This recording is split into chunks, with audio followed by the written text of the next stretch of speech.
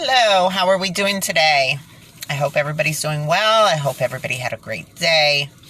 And I decided today, instead of going through and making one of my videos that I've had lined up, I am going to keep my promises. And I've got two lined up. I don't know if I'll get them both done tonight, but at least I want to start with this one because I talk about them in my other videos, but I have nothing to show for it. And for you who haven't seen it out there, I want everybody to be able to see them and understand when I'm talking about a certain video, what I'm talking about. Now, here in Florida, several months ago, a woman who worked for the health department, her name is Rebecca Jones, she was the one who did all the data and numbers for our COVID and the information that was supposed to be out there for us, we the citizens, to know what's going on in our area. And she was asked to fudge the information. Long story short, Ron Desantis, surprise, surprise, that's who's connected with this, ordered her to be fired for insubordination. That's all he could say is insubordination for not wanting to fudge the records that we rely on. So at least, even though he was trying to be not so forthcoming with the truth, he basically was. He was trying to make it like she was just didn't want to listen to nothing, but this is the thing she didn't want to listen to. So we're not stupid. We can read between the lines. And she was fired right after. She decided she wasn't going to do this. So, yeah, she was insubordinate. But she was insubordinate for the right reasons. All the right reasons. And should not have been fired. I'm sorry, let me get a drink. I've been in a mask all day and I'm dry. I'm sorry. Okay. Now, after they fired her, they then, actually, let me start here. She decided she wasn't going to let the people down, and she made a blog or dashboard, basically doing the same thing from her home, a private one that the citizens could reach out to and see and get the honest numbers. And for that, they decided to find a reason to raid her home and terrorize her family and try to scare her into not doing what she was doing. So that's the short story of it. And very disgusting situation. And this has pushed it to where she is now, I didn't know until recently, out in the open, speaking against everything they have accused her of doing. And after you see my report, you can dig more into it. But, Ron Desantis has a lot of negative things that follow him around. He has been told by his own people. He is proven to be racist. He says a lot of racist things. Back in one of the campaigns, when it had to do with his own nationality, he was very racist against his own nationality. He was making waves through other campaigns. He was in this last campaign. He is in one of my videos for the Stand Your Ground law, which by the third one I was exhausted, but it took a lot of work, and I had some things that, kind of put a wrench in it. I don't want to go too much into it because I want to get focused on this video. But again, here his name comes up. That's my point. And again, I don't think he should be a representative of anything that has to do with the government or us, the people. A lot of corruption, I believe, follows him. And I'm going to start my notes and let you hear it for yourself. All right. Governor Ron Desantis just keeps proving exactly who he is and what he is all about. Stripping people of their rights. When you hear anything about him, there is always negative stuff that follows. It's never anything good. here is just one more thing to add to the list of horrible things he has said and done. I was looking for the video on the raid in my videos, and I couldn't find it. So I went looking through some videos and came across this one that shows even more. So I'm kind of happy about that. And you'll see that video after I'm done telling you about the situation and my opinion on it. My opinion. Okay.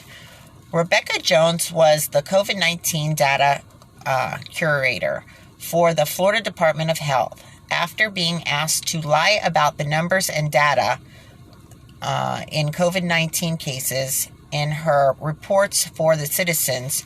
She was fired. She then went home and continued to put out the data for us on a blog / dashboard so that we could still get it, like I told you earlier. She then started to keep us all up to date with the truth. After that, her home was broken into, by my opinion, and raided, terrifying her and her family. Why? Well, let's go over a few things here. Number one, how many times have you heard about corruption with COVID numbers, either in reports, hospitals, data, death, etc.? Here's your sign. So, I have heard that people have gotten car accidents and died, and they have been put under a COVID death because the hospitals get a bonus for it. I've heard of heart attack victims having COVID on their death certificate because, again, they get bonuses. I've heard a bunch of different things from actual people who have their family members' death certificates marked with this, knowing that's not what they died of. Okay. You've also heard that in different situations, they get bonuses in other aspects, and by adding this to the paperwork and collect big money for it. So I don't know why there's this bonus, but it tends to make people want to put what they want on whatever paperwork there is. Also, when the government wants you to do one thing, it spikes high. When they want another thing, all of a sudden it's low, then it's high again. And yet the numbers that we're getting just don't match up, or what we're seeing does not match up. So here's your sign. Okay. As I've said before, government controls I'm sorry. My light's gone. Okay, better. As I've said before, government control, as you have seen in many of my other videos. If not, go watch them now. So that's number 2. That's probably why it didn't sound right when I said it. Okay. Number 3. What was the point of the raid, and why did it happen?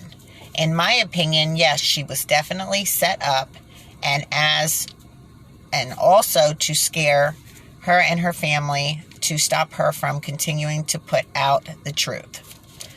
I honestly, in my opinion, believe this was a setup. They didn't want her numbers out there conflicting with the new numbers that they are now putting out on the county website, since she's no longer there to do that.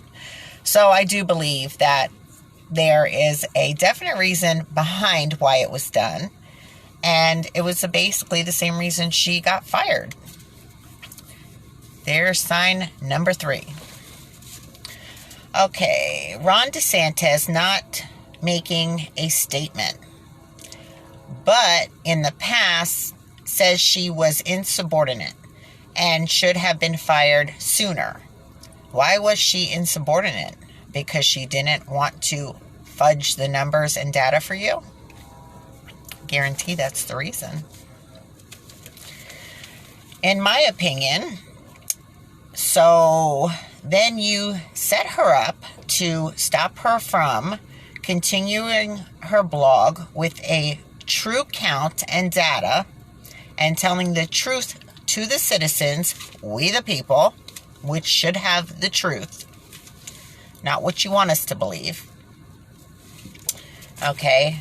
And telling the truth to the citizens with her data by terrorizing her and her family. Disgusting, especially using her children.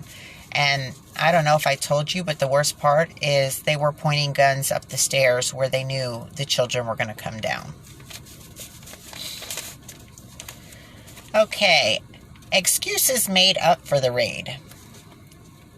A non-threatening note sent to employees with constitutional protected free speech in it, just telling people to speak out and save lives. That doesn't sound threatening to me, does it to you? Why would you think that that would in any way be a reason to go break into somebody's house and steal their belongings for something emailed to people that basically says,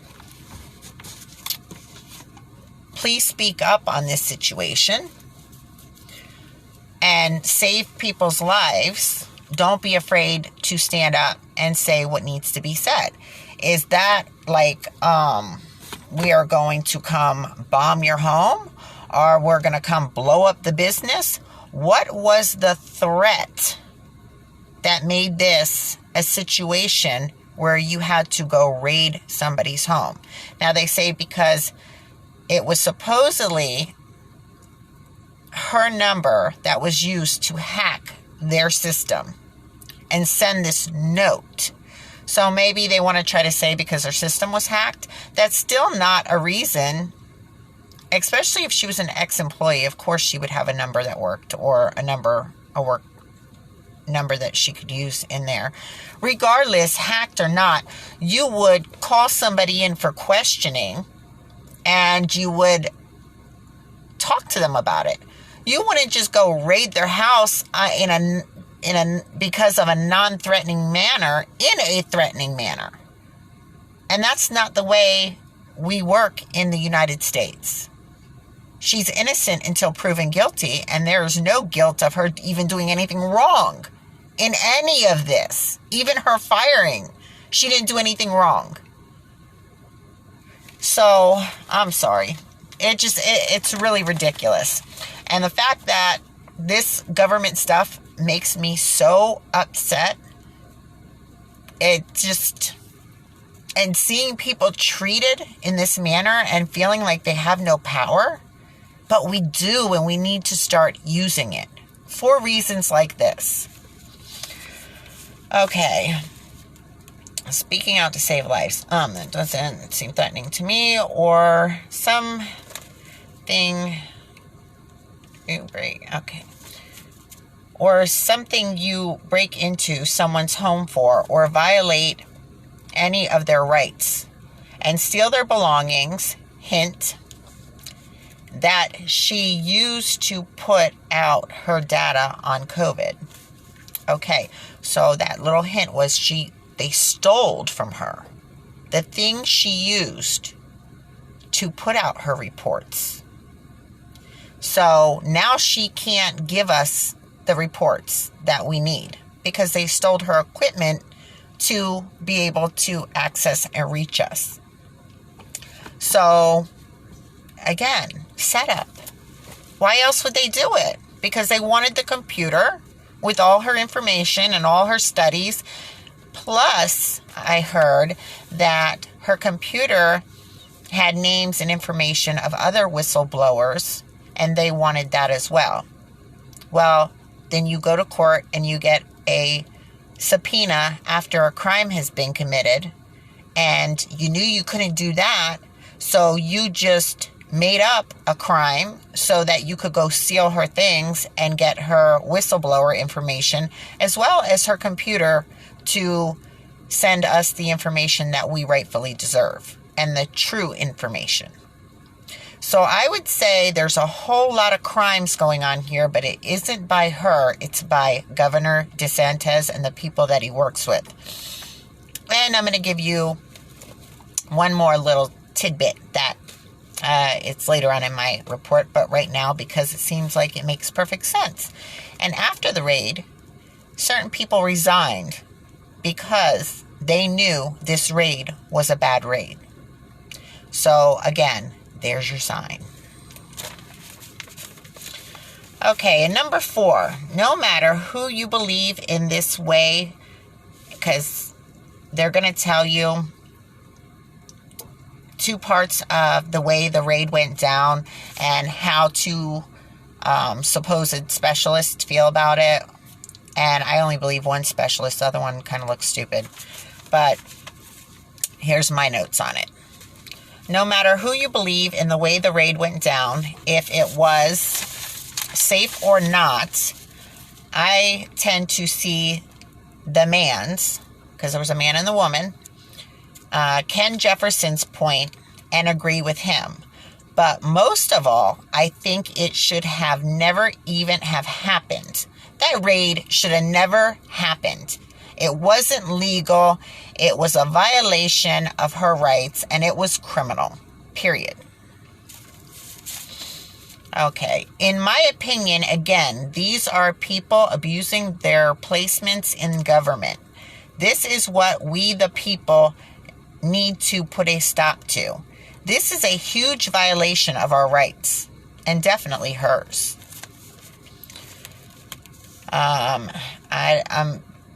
The way this is spelled and the way it was said on the report, I don't know if I'm going to say it right, but it's Tony Carboat, that's the woman, is backwards in stating about day and night. I believe you would be more worried in a night search, which I don't see any point in her even saying this, but common sense is how I took it. Again, most of all, they knew there was not going to be any kind of threat. This way was, I was supposed to put was and put way, sorry. This was a scare tactic, and this is why people resigned afterwards. They admitted it was wrong. So the lady was saying something about, they had to really fear because this was in broad daylight and da-da-da-da-da. Well, to me, you'd be more in fear at night, not broad daylight, okay? You had clear visual. The lady was very open. My husband and 2 kids are upstairs. They then proceeded to walk around and point guns up the stairs. This wasn't even a threat. It wasn't a violent threat. There wasn't even a threat to be a violent threat. So what were they so scared of? That they had to go in there and he didn't even take his gun out until she said, my kids are upstairs. Then he pulls the gun out and points it up the stairs. Okay, you didn't come in guns drawn, but then you decided to pull your gun and point it to where her kids were. And again, this is broad daylight. There was no threat. There was no nothing. You went into her home and you terrorized these people. End of story. And you had no right to do any of it. To the point that I think it was the lead officer on that resigned because he knew it was not right. So again, you people who don't believe in what's going on and what we tell you is going on in this world today better open your eyes and wake up. All this is real. All of it is happening. And it's going to get worse if we don't put a stop to it. And that you're going to see in my other videos. Okay, let me get a drink. I'm sorry.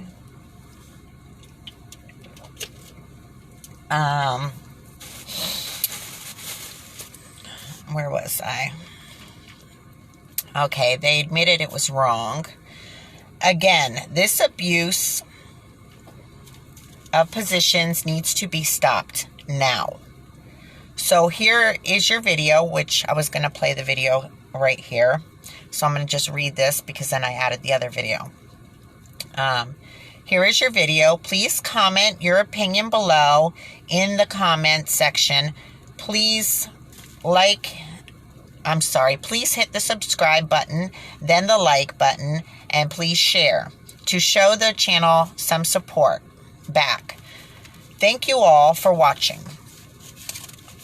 I also decided to attach another very important report to this, showing you what is really going on behind closed doors. You really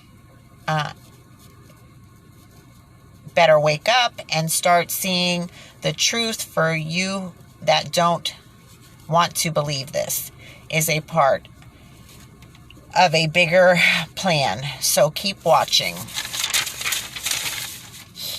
And we all know, as I've said before, this is all a part of a bigger plan.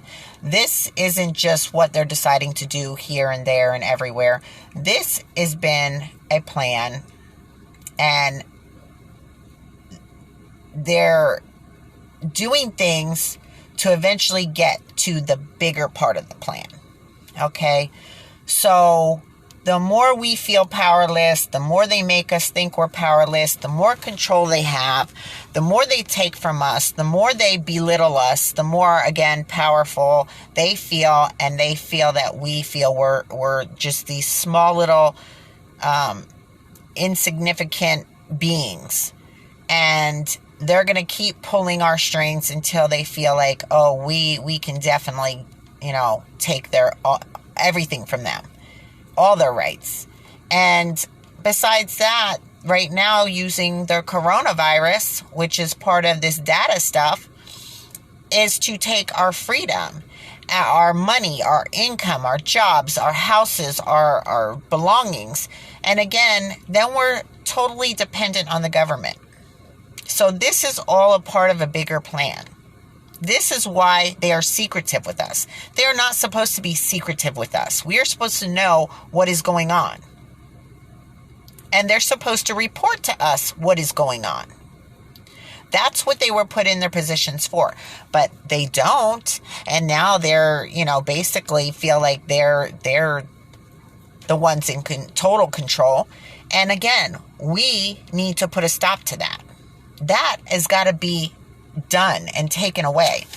If not, they will eventually enslave us. And then what? Okay. Let me see, because it goes into the next one. So keep watching through the next video and keep watching my channel for more information. Again, thank you all. Hit the subscribe button to keep getting notifications. Okay, here we go. Now, I'm going to jump off here, and I've lost my light, and I got all kinds of reflections that make my face look funny, and I hate that, but it is what it is. I am going to jump off here, and I am going to start your video, and I will see you on the next one. I hope, again, everybody is doing well. I hope you're not struggling with this COVID thing. I hope everybody is finding their way through it. But remember, this is part of a bigger plan, and what our government is doing to us right now is wrong. And they are trying to take all the power that they can from us. And they are trying to make sure that they end up with all the power so they can do whatever they want with us. And eventually it will lead to enslavement. And if you people don't wake up and start joining together, we don't stand a chance. And that's going to be a very sad and dark day for us all and our families to come. So again, I'm going to let you go. I'm going to jump off here, and I am going to go ahead and start your videos. Have a wonderful night, and I will see you in the next video. Thank you. Health Department employee's home is raising eyebrows. Come outside. Outside. Who else is in the house, ma'am? My 2 children and my husband. Where's your husband at? Calm down. Calm down. State investigators serving a search warrant on former COVID-19 data curator Rebecca Jones. After I told them that my 2 children and my husband were upstairs, then one of the officers pulled out his gun. FDLE agents say they never pointed the gun at anyone, responding to criticism last night. The warrant has to do with allegations someone at the home hacked into a state system to send a message to health department employees to stand up to the governor. News 4 Jax reporter Vic Michelucci has new reaction from Jones today. He's also following some new developments surrounding the raid. Vic. A lot of new details here. We just learned a man appointed to a commission that recommends judicial appointments to Florida Governor Ron Desantis has now resigned, citing the search warrant served at Rebecca Jones's home. You can see the video right there. His name is Ron Filipowski. He announced his resignation from the 12th Circuit Judicial Nomination Commission on Twitter this afternoon, calling the raid unconscionable. Now, Jones released this video, which shows a part of what happens, and she says it was excessive. Police, come down now. Bring your children. In this 31-second clip, FDLE agents are serving a warrant at the former state COVID-19 dashboard administrator's home Monday after claiming someone with her IP address hacked into a system and sent out a message blast to Department of Health employees to speak up. I didn't even know that there was a message sent. I didn't know even what it said until yesterday. The unauthorized user wrote, "It's time to speak up before another 17,000 people are dead," concluding, "Be a hero. Speak out before it's too late." Jones tells us today she had nothing to do with that, but believes Governor Ron DeSantis is out to get her for criticizing him, claiming Florida's coronavirus data was inaccurate. She was fired in May. Knew for some time that the governor was going to come after me. Jones has not been arrested or charged, but her computer and phone were seized, which she says have sensitive information from other whistleblowers within state government. And she says she is disturbed the agents pointed guns at her family. Anything you would have done differently? No, not in this case. We showed the video to former FBI supervisor Tony Kravitz, who now runs Risk Confidence Group, and News4Jax crime and safety expert Ken Jefferson, a retired Jacksonville sheriff's officer. You can never downplay the risk of a warrant when you're serving a warrant because you're going into the unknown. As soon as they come into the house, they don't know who else is in the house for sure. And as you enter the house, you see right here a staircase. And a staircase is a very dangerous scenario for law enforcement. Anybody at the top of the stairs has the advantage. While they agree on the dangers, Kravitz says it was handled just right. Jefferson thinks they could have been more careful. This is a daytime search warrant. It's not in the middle of the night. It is clearly daylight here. They knocked, they announced. She answered the door. They entered. They set about clearing the house safely for their own safety and for the people inside. Who else is in the house, ma'am? My 2 children and my husband. They're forceful with their language, but they're very casual in their actions. An FDLE spokesperson released this statement. It says, in part, agents knocked and called Miss Jones, both announcing the search warrant and encouraging her to cooperate. Miss Jones refused to come to the door for 20 minutes and hung up on agents. Mary? Has the governor responded, Vic? He has not, at least not as of now, but in the past, he has commented on her. He said she was insubordinate, and quite frankly, he said she should have been fired soon. Well, there is a nurse that, a very talented nurse in Florida, that decided to go up and help up in New York, and went up to New York and got placed inside of the Elmhurst Hospital. While she was there, what she saw was so disturbing that she took it upon herself to wear a hidden camera and bring in a recording device so that she could capture some of what she was seeing there. This is a brilliant production that's been put together by Journeyman Productions, and I want to make sure that we give them a shout out. You're going to want to watch this entire 1-hour expose, but here is just a taste of this incredible brave nurse and her revelations as she risks everything to bring a camera and recording device into the epicenter of the coronavirus pandemic. Take a look at this. She began by telling us one of her most disturbing findings, that people who had repeatedly tested negative for COVID were being described as COVID confirmed. Okay, so if you look close, I'm in my patient's chart. I am pulling up like their laboratory results. So if you look here, you'll see COVID-19 bioreference lab. Here are the test results. As you can see, 5/1/2020 at 17:16, not detected. They test for a second time, 5/4/2020 at 17:59, not detected. So both of those are negative. Scroll up to the top. This is my patient. They are on a vent and they are being called COVID-19 confirmed. So not detected here, but so it's presumptive. Now they are detected. They're saying it's positive, not detected. But it's not detected. What does that mean? So You said that they were vented immediately upon being brought in. Is that? Yeah. So the thing is they're coming in with difficulty breathing, and a lot of these patients are really coming in with anxiety because they're scared. They take them and they tell them pretty much that if they don't get on a vent, then they're probably not going to survive. But the reality is, if they get on that vent, the likelihood of them walking out the hospital is slim to none. You're saying they're putting non-COVID or COVID rule out with definite COVID patients. Yes. So I was only wondering because I was looking at all the patient rooms and this patient is in with a non-COVID. I don't understand why they're doing that. I know. There's 4 patients in a row here that are on COVID. And this is supposed to be the COVID place. Yeah. Because 7th floor, they've shut it down. That's right. I'm confused. And then they're going to have non-COVIDs there. Yeah. This is going to be the only COVID, so they shouldn't put any non-COVIDs here. Well, that's what they've been doing. I have that right now happening. And the guy over in... I had 2 26 that were 2 negatives.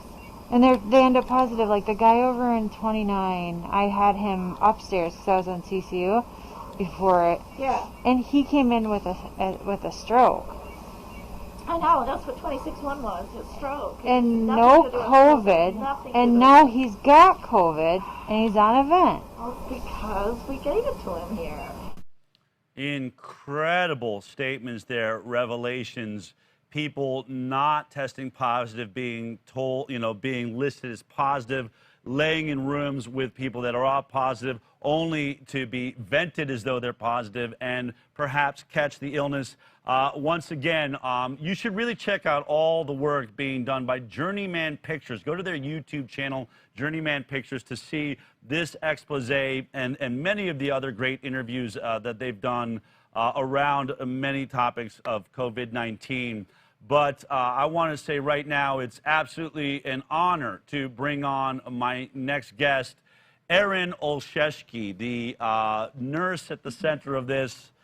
Man, I gotta say, that takes some real guts to go into, I've actually done it before. I've worn cameras before. You can say that, but when you actually do it, it's very nerve-wracking, isn't it? There's something about it, the idea you might be caught, what am I doing here? But Erin, why? What made you take that step? I just felt that as a nurse, it's my duty to protect my patients. And I couldn't walk away from that being silent. People have a right to know what's going on. And, there were prior medical professionals speaking out about this and being blown off. And I felt that the only way to possibly be able to prove this is with proof, indisputable proof that they cannot take away. And, yes, I risked a lot, but in my opinion, the risk is worth the reward because people around the United States, people around the world have been lied to. Wow. And just so that people understand your background, you are an Iraqi war veteran. You fought for the United States of America in the Iraq War. You know, so you've seen some really bad things out there, I would imagine. My understanding is you weren't a nurse when you were in Iraq, but you were actually a soldier. But did you feel, I mean, they've described, especially Elmhurst Hospital, but many of these ERs and hospitals, they describe them as a war zone. Would you say that it fits that description also? If I can honestly be totally transparent, Please. I feel like this is worse because it's almost like friendly fire. You know, people are walking into these hospitals assuming that they're going to be taken care of, and you are literally going to walk in there and you will never walk out. It's worse, and it is destroying, obviously, lives, and it's destroying families. It's destroying our economy. Everything about these numbers that you are hearing across the world, globally, it's a lie. It is based on, it's just based on lies. It's based on bad care. It's based on people being careless. It's based on bad authority. Well, and decisions.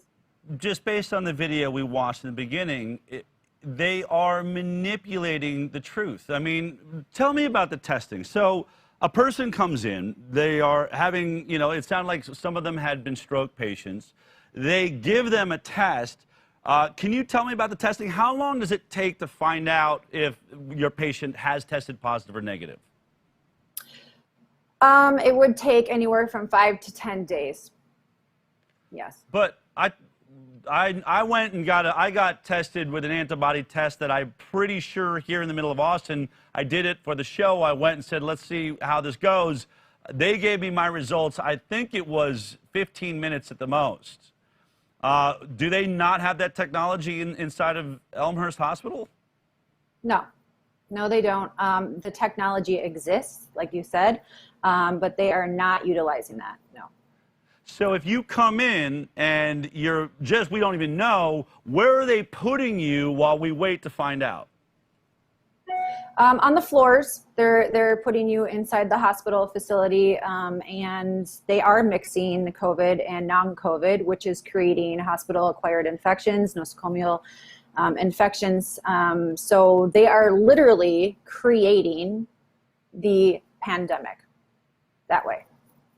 Unbelievable. Just because this is something we've been reporting on, I remember there was another nurse a few weeks back that spoke out about, I believe, the same hospital. Let's just take a look at what she had to say here. Literally, like, Black lives don't matter here. And I mean, that's pretty sad that somebody who is white and lives hundreds of miles away from the city gives more of a shit about these people than the actual people in this city. These people aren't dying from COVID. Let me give you several examples here. An anesthesiologist intubated the patients, and for about 5 hours, like, we were waiting on a chest x-ray to confirm that the placement was wrong. And in the meantime, while we're waiting for that, and we've told the anesthesiologist that it was placed wrong, because, like, literally only one side of the chest is, like, inflating, he dies. Okay? A patient had a heart rate of 40. I was literally ran out of, like, the patient's room to get, like, the director of nursing who was standing out there. And I'm like, can you stop him? He's going to kill that patient. He's going to kill that patient if he defibrillates him with bradycardia and a heart rate of 40. And the director of nursing just shook his head. And I turned around and he killed the dude. It's like going in the Twilight Zone. Like, everyone here is okay with this. Look, the only way I can kind of put this into context for everybody is, and this is going to be kind of an extreme example, this is like really the only thing I can come up with, is like if we were in Nazi Germany and they were like taking the Jews to go put them in a gas chamber, I'm the one like there saying, hey, this is not good, this is bad, this is wrong, we should not be doing this. And then everyone tells me, hang in there, you're doing a great job, you can't save everybody. They're murdering these people. That was Nurse Nicole Surtek. I did make a mistake. I guess she wasn't at Elmhurst while she was recording that video. But obviously, you're not alone. Inside of the hospital system where you work, are you alone? Are you a minority? Are you a majority? What's happening with the nurses? And many of you are journeyman nurses, right? Many of you are traveling into New York to help out. What would you say, how many people are looking at this the same way that you and Nicole are? That's a good thing to bring up, because this is the problem I'm seeing with it. I actually spoke with Nicole on the phone last night and we were talking about this, is that the majority of the nurses there feel the same way I do. And we talked about it. I actually have it recorded. You know, I was there for a month and recording the entire time. So what people have seen is just a sliver. And all these nurses feel the same exact way, but everybody is afraid to speak out for the reason that they're threatened with obviously being sent home. If you ask, questions, if you try to, stick up for your patients and advocate for your patients like nurses are supposed to do, you are reprimanded, and they say over and over, don't make any problems, keep it easy, we don't want to get kicked out, and a lot of it is just based around either being scared of what's going to happen to you, or they don't want to lose that paycheck. Wow, and it's actually, my understanding is you were in Florida, you were a nurse there, you were involved in treating COVID-19 patients there, correct? Correct, yes. Now, was there a difference that, like, we just heard a report about hydroxychloroquine. There's a huge, Lancet Papers just withdrawn this study that said that hydroxychloroquine was dangerous. Were they using hydroxychloroquine in Florida where you were? Absolutely. So we use the hydroxychloroquine and we use the zinc. And when I arrived in New York, I found out very quickly that that was totally off limits. And if you did, or any provider did prescribe it, it would be grounds to be fired. Where was that coming from? How high up did that go? So it was from Governor Cuomo, and that was as early as March, right around March. And that's just how that's how it went, and you had to listen to it. And what I found is so ironic, in that same, those same orders, they granted all these medical professionals, they were all liability free if anything happened. So when you're inside these hospitals, already a very, hospital that has very bad reviews, it's public, you have liability-free medical professionals treating patients on ventilators with no family.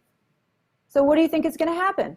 That leads me to, in this incredible expose, what you described as maybe the worst day of your life. Remember, this is an Iraqi war vet who has seen a lot of bad days, I would guess. Take a look at what she describes as the worst day of her life. A 37-year-old, which is my age, was not a DNR. He's a full code. His family in-depth discussed with the doctors that they want us to do everything they can to save him. He came in talking. He was very terrified. He was just like, totally alert, knew what was going on, and they convinced him to be on a vent. Now he's dead. But the doctor said when I got into shift that if he codes, that we are not to resuscitate or try to save him. And we flipped. This is important. I just asked them if we can put a DNR order, and they said no. That's up to the attending. Okay, so we're going to code him. That's what I said, and they said no, we're not. I said yes, we are. We're obligated to. So then I You gotta say something though, like it's our license. Unfortunately, you guys gotta put in an order, just something. That's what I said. Yeah. I said I'm obligated. Yeah. What did she So say? that she's like, the higher up said. I said, I don't care what they said. What higher up? God? We don't have a God here making decisions. I said, I don't care what they said. So we're supposed to. He's not DNR, but we're treating it as DNR. Basically. Does his family know? His family knows the situation. I think they called them and they told them. They were trying to do a school attending consent for DNR. Okay. All day he spent like in the 80s saturating. It was this one on the forehead didn't work. It was this one worked, and it came down. And when I changed it, I was like, oh shoot, it's 90. Yeah. So they started playing around with the Oh sensor. shoot, it's 90. Because he's still on pressure. He changed the pulse ox You put him on AC, from he drops. his head to his finger, and he's like, oh, it's 90. I had to put a sign up last week, don't touch my... He's fine. Well, Elmhurst does have a policy given, like a COVID policy, given the scarcity of dialysis and blood. It can be a chem code, it can be whatever. That it's not, there's not a, it's a difference. Normally the standard is whatever the family says, like we just do. So if they would say code him for 5 years, like you just do that until they die.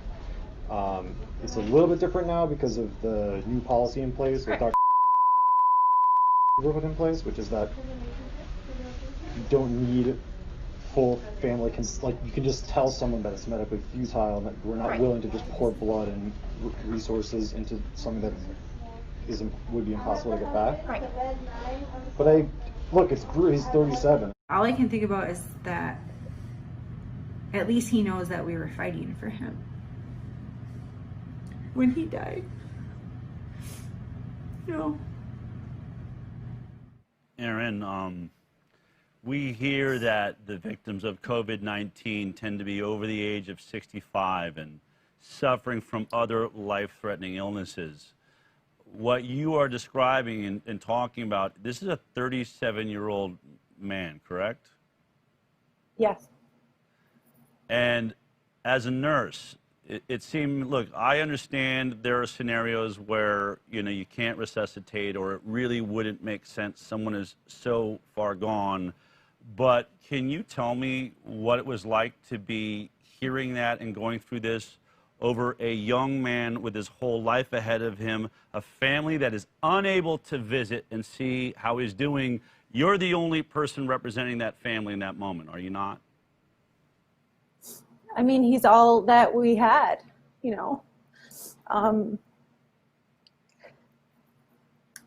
doesn't have a voice otherwise, and like these families are trusting in us to be taking care of them and trust us to do our jobs right. And if they don't have a good nurse, they really don't have a chance at all.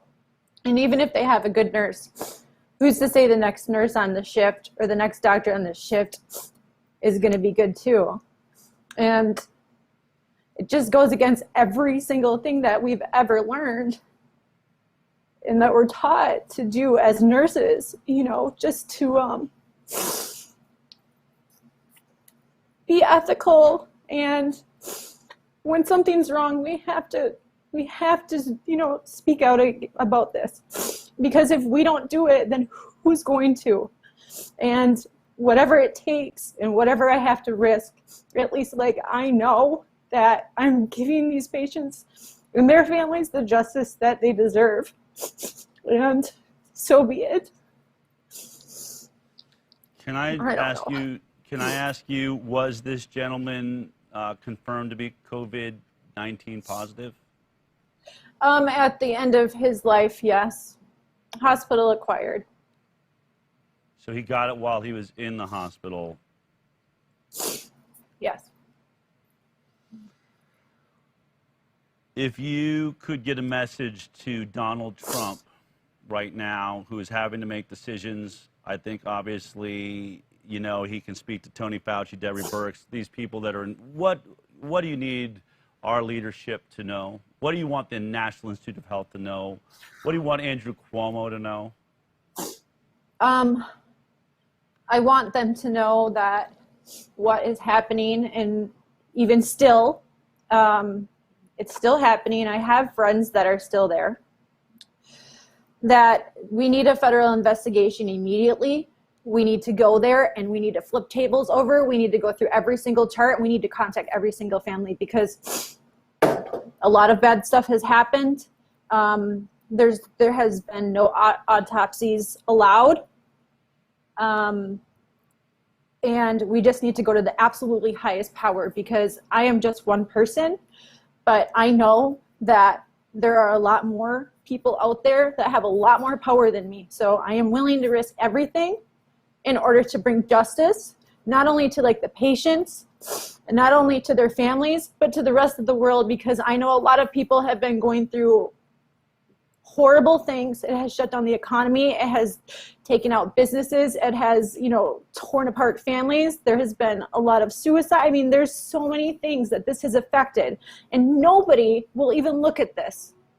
And you know, if they're going to do a federal investigation for the Major League Baseball steroids issue, then I don't see why they wouldn't do one here. Erin, I know you're going to continue to be a voice now for the voiceless, and I want to thank you for your courage.